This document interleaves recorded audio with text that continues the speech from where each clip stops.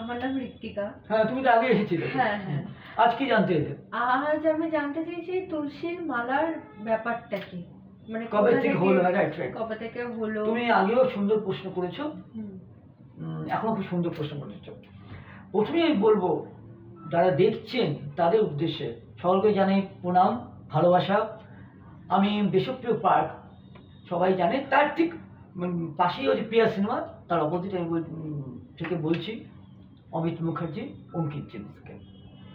অঙ্কিত জেমসের সব কিছু পাওয়া যায়। তার মধ্যে যখন তুমি প্রশ্নটা করলে, আমিও পড়ে আছি তোমার তুলসীর মালা বা কুণ্ঠির মালা যেটা বলা হয়, হ্যাঁ, সেই সম্বন্ধে আজকে বলবো। আর কোনো লাইন বলে দিই। একবার আমি বৈষ্ণব পথে বলছি, একটা লাইন আছে, শুচি হয়ে তুমি আসো নাই আজ যমুনায় চান করে, বা এরকম ধরনের বৈষ্ণব কবিতা অনেক রয়েছে, যেমন রাধাকৃষ্ণকে নিয়ে। আর তুমি একটা জিনিস দেখবে, সারা ভারতবর্ষে কোনো জায়গায় কৃষ্ণের মন্দির বলে কোথাও নেই, কোথাও কৃষ্ণ রাধার মন্দির নেই, রাধা কৃষ্ণের মন্দির। কেন? রাধা হচ্ছে পরিপূর্ণ সতী। আর সেই তুলসী মালাটাও কিন্তু ওই বৈষ্ণব পদাবলিতে আসে 500 বছর হবে। শ্রীজিৎ গোস্বামী, শ্রীজিৎ গোস্বামী, সনাতন গোস্বামী এরা করেছে। আমি একটা নোটিস করেছি, আমি দেখেছি যে আজকে তুলসীর মালা, এই যে তুলসীর মালা কেউ স্টাইলেও পরে, কিন্তু এটা কিন্তু স্টাইল করার জন্য নয়। এখন সব কিছু স্টাইল হয়, তুলসীর মালা, রুদ্রাক্ষ সব স্টাইল হচ্ছে, যে যত রকম ঈশ্বরকে নিয়ে স্টাইল করতে পারে। এখন তো ঈশ্বর নিয়ে স্টাইল হচ্ছে, ব্যবসা হচ্ছে, রাজনীতি হচ্ছে, সেটা নয়। তুলসীর মালা হচ্ছে মহাসতী।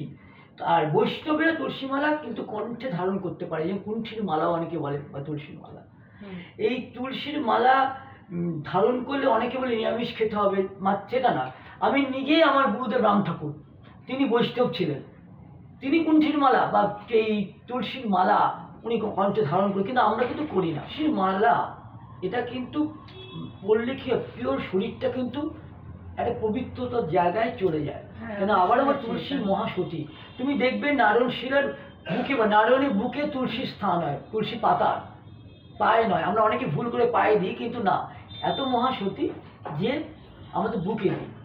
তবুও পুরাণে আছে বা রামায়ণে আছে, এই তুলসী মা একবার কি এটাকে সীতা মা কি তাকে অভিশাপ দিয়েছিল, যখন দশরথ পিণ্ডদান যখন দিয়েছিল দশরথে, তখন রাম আর লক্ষ্মণ পিণ্ডদানে জিনিস আনতে গেছিল, কিন্তু সময় চলে এসে সীতা মা তখন তার শ্বশুর দশরথের পিণ্ড নিজেই দিয়েছিল, এবং সাক্ষী রেখেছিল কয়েকজনকে, যেমন বটগাছ, ফল্গু নদী, তুলসী গাছ।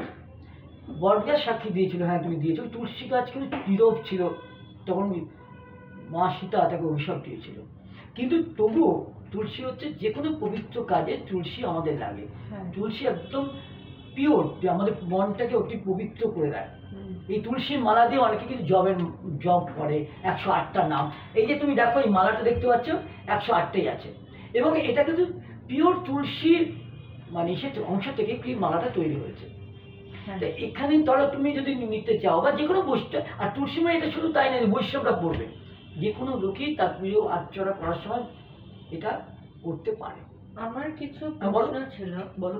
যে এটা পড়লে নাকি নিরামিষ খেতে হবে, বা এটা পড়লে পুজো আরাধনা করতে হবে, মানে কোনো আর আদার্স কাজ করারও একটা বাধা নিমেষ থাকে। ভালো না, ব্যাপারটা হচ্ছে স্বামী বিবেকানন্দ বলেছেন যে উপোস, রামকৃষ্ণ পরমহংসদেব বলেছেন উপোস কিন্তু না, উপোস তোমার সূচি, মনটা শুচিটা বড় কথা। তুমি যদি খেয়ে পুজো করতে পারো, মন যদি তোমার শুদ্ধ থাকে, তাহলে করতে পারে। তুলসীর মালা পড়লেই যে তাকে নিরামিষ খেতে হবে, নিরামিষ ভক্ষণ করতে হবে, সেটা কোথাও নেই। আমরা এরকমও দেখেছি মানুষ খেয়ে স্বামী বিবেকানন্দ খেয়ে পুজো করতেন। স্বামী বিবেকানন্দ তো নিরাকার পরে জীবে প্রেম করে যেই জন সেই জন সেই জন, সে জীব সেবা করতে বলেছেন। জীব সেবা মানে ঈশ্বর সেবা, নিরামিষ না। তোমার মনটা তুলসীর মালা পড়লে একটাই, মনটা তোমার শুদ্ধ হবে, সুন্দর থাকবে, পবিত্রতা থাকবে। মন পবিত্রতা থাকলে সব কিছু তোমার সুন্দর লাগবে। তোমার এক বাগানে যদি সম্পূর্ণ সব জায়গায় ফুলে ফুলে ভর্তি, ওটা দেখলেও তোমার মনটা বিষণ্ণ থাকলেও কিন্তু তোমার কিন্তু ভালো লাগবে। বা তুমি ভাবো তোমার বাইরের লোকেরা দেখি বা সুন্দর একটা বাগান তৈরি করেছে, তুলসীর মালা পরে মনটা বাগান, ফুলের বাগানের মতো পবিত্রতা হবে। তুলসীর মালা এই নিয়ে যে বৈষ্ণব করতে হবে, এখন অনেক সংস্থার নাম বলছি না, তারা দীক্ষা নিলে একটা তুলসী মালা দিচ্ছে, সেই হ্যাঁ। মালাটা পরে তারা যা ইচ্ছে কাজ করছে, সেটা বলছে না। যখন তুমি পুজো করছো বা মনটা তুমি তুলসীর মালা ধারণ করলে বা রাখলে মনটা পবিত্র হয়।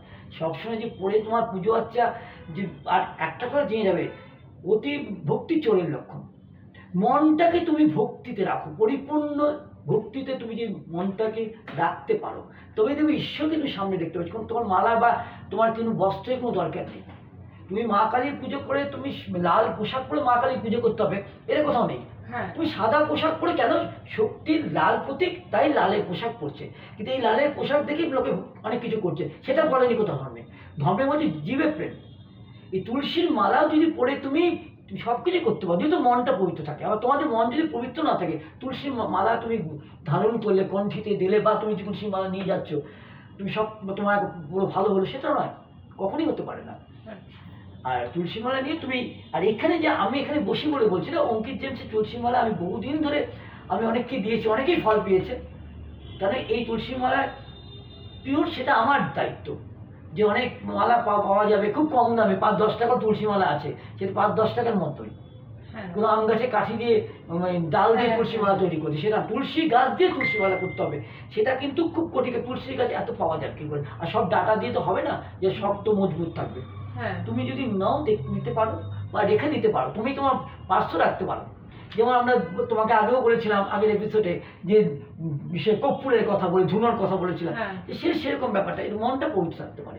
এর জন্য পুজো করতে হবে, বা তোমার সুচিতা হয়ে তোমার ঘুরে বেড়াতে হবে, খালি ঈশ্বরের নাম জপতে হবে, কখনই না। রামকৃষ্ণ পরমহংস এক জায়গায় বলেছেন যে সংসারের থেকে সাজতে হবে, এবং সংসারের থেকে যদি ঈশ্বরের সেবা করে, সেই তো খাঁটি, তাই না? তাহলে থাকে অবধি ভালো থেকো, আবার এসো। নিশ্চয়ই।